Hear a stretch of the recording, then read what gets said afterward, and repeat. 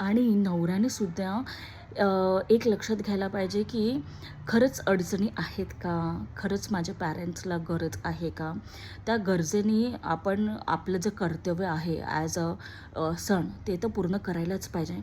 पण काय होतं ना, कधी-कधी आहे ना पॅरेंट्स असंच मागतात पैसे. म्हणजे पॅरेंट्सला असं वाटतं की अरे यार काहीतरी पाहिजे.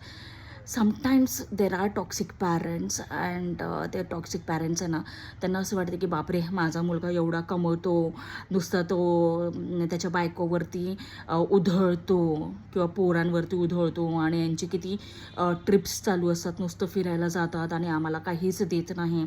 तर मग काय ना काहीतरी कारणं घडवतात ते आणि त्याच्याने ते पैसे काढण्याचा प्रयत्न करतात. अशा याच्यात आहे ना त्या पॅरेंट्सनी पण थोडंसं, आता काय आपण त्यांना चेंज करू शकत नाही. जे टॉक्सिक असतात ते टॉक्सिक असतात.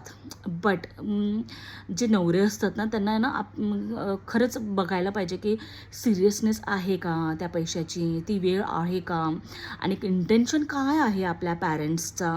तुम्ही कर्तव्य पूर्ण करा, त्याला कोणी रोखणार नाही आहे. पण तुम्ही जर फक्त तुमच्या पॅरेंट्सलाच आणि तुमच्या फॅमिलीलाच प्रायोरिटीवरती ठेवलं आणि तुमच्या बायकोला आणि तुमच्या स्वतःच्या मुलांना जर नेग्लेक्ट केलं फायनान्शियलीसुद्धा, ती बायको चिडणार नाही, ती तांडव घालणार आणि प्रत्येक बायको घालणार मग, आहे ना. तेच जर त्या बायकोनी तिच्या घरच्यांना पैसे दिले एखादी वेळेस, आता तर इंडियामध्ये तर हे देणं तर शक्यच नाही आहे.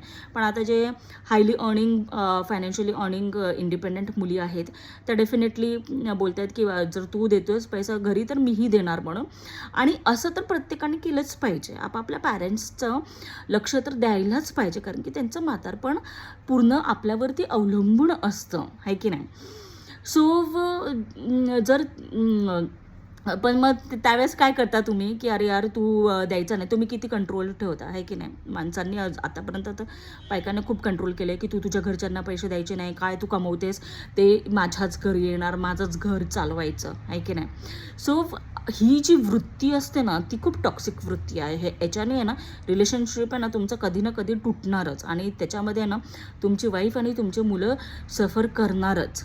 बट इफ यू थिंक की नाही यार जसे माझे पॅरेंट्स आहेत तसे तिचेही पॅरेंट्स आहेत, देन मग एक समजूतदारपणा ठेवून आहे ना तुमचा तो रिलेशनशिप चांगला चालेल.